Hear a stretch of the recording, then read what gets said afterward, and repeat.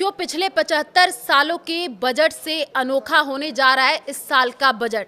आखिर क्या होगा इसमें खास? नमस्कार, मैं हूं आपके साथ आयुषी गुप्ता। वित्त मंत्री निर्मला सीतारमण कल यानी कि 1 फरवरी को केंद्रीय बजट पेश करेंगी, जिसका पूरे देश को बेसब्री से इंतजार है। ये वित्त मंत्री के रूप में उनका लगातार 9वां बजट होगा, जो अपने आप में एक रिकॉर्ड होगा।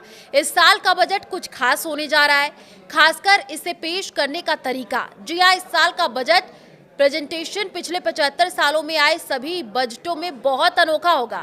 इस बार क्या रहेगा खास? तो देखिए, आमतौर पर बजट भाषण में पार्ट ए में बहुत ज़्यादा डिटेल होती थी, जबकि पार्ट बी में सिर्फ कुछ घोषणाएं होती थी। सरकारी सूत्र के अनुसार इस बार वित्त मंत्री निर्मला सीतारमण से उम्मीद है कि वो पार्ट बी में बहुत विस्तार से बात करेंगी। बजट भाषण के पार्ट बी में शॉर्ट टर्म और लॉन्ग टर्म दोनों लक्ष्यों पर जोर दिया जाएगा और उन पर विस्तार से बातचीत की जाएगी।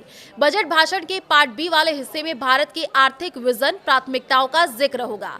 पार्ट बी में और किन बातों का जिक्र होगा वो आपको बता दें। देखिए, इसके अलावा पार्ट बी में भारत की क्षमताओं और उन्हें दुनिया के सामने पेश करने का रोड मैप का भी जिक्र हो सकता है। यानी कि इसमें दिखाया जाएगा कि देश के विकास के लिए भविष्य में किस तरीके की संभावनाएं हैं। और यही वजह है कि बजट भाषण के पार्ट बी पर भारत और दुनिया भर के अर्थशास्त्री और विशेषज्ञों का काफी ध्यान जाने की संभावना है। तो कब शुरू होगा बजट भाषण? वित्त मंत्री का बजट भाषण कल सुबह 11 बजे से शुरू हो जाएगा, जिसके लगभग 60 से 90 मिनट तक चलने की संभावना है।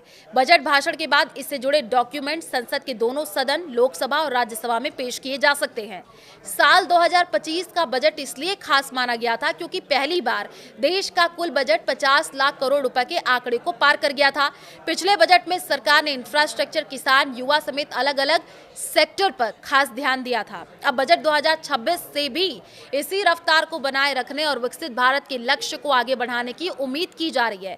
आइए जानते हैं पिछले साल विभिन्न सेक्टर को कितने पैसों का आवंटन किया गया था और इस बार उनसे क्या नई उम्मीदें हैं। डिफेंस, रोड और रेलवे पर रहेगा सरकार का खास फोकस। पिछले साल के बजट में डिफेंस सेक्टर को 6.81 लाख करोड़ रुपए का आवंटन मिला था, जो देश की सुरक्षा जरूरतों को ध्यान में रखते हुए तय किया गया था। अब बजट 2026 में इसमें और बढ़ोतरी की उम्मीद की जा रही है, क्योंकि भारत की सुरक्षा चुनौतियां अब सिर्फ पारंपरिक सीमाओं तक सीमित नहीं रही हैं। इस बात को ध्यान में रखते हुए डिफेंस बजट में बढ़ोतरी की उम्मीद की जा रही है। इसी तरह रोड, ट्रांसपोर्ट और हाईवे मंत्रालय को पिछले साल 2.87 लाख करोड़ रुपए मिले थे। बेहतर सड़क नेटवर्क और सड़क सुरक्षा को मजबूत करने के लिए इस बार भी ज्यादा बजट मिलने की संभावना है। रेलवे को बजट 2025 में 2.55 लाख करोड़ रुपए आवंटित किए गए थे। ग्रामीण विकास और शिक्षा पर खर्च बढ़ सकता है। जी हां, ग्रामीण विकास के लिए सरकार ने पिछले बजट में 1.90 लाख करोड़ रुपए आवंटित किए थे। बजट 2026 में इसे आगे बढ़ाने की जो उम्मीद है वो की जा रही है। बजट का इस्तेमाल रोजगार योजना, गांव के विकास और ग्रामीण इंफ्रास्ट्रक्चर पर किए जाने की उम्मीद है। शिक्षा क्षेत्र के लिए पिछले साल 1,37,000 करोड़ रुपए का बजट तय किया गया था। बजट 2026 में इसमें बढ़ोतरी की उम्मीद की जा रही है, ताकि शिक्षा व्यवस्था को और बेहतर बनाया जा सके। बजट के पैसों का इस्तेमाल स्कूलों को बेहतर बनाने, यूनिवर्सिटी में रिसर्च को बढ़ावा देने और स्किल डेवलपमेंट को मजबूत करने पर किया जा सकता है।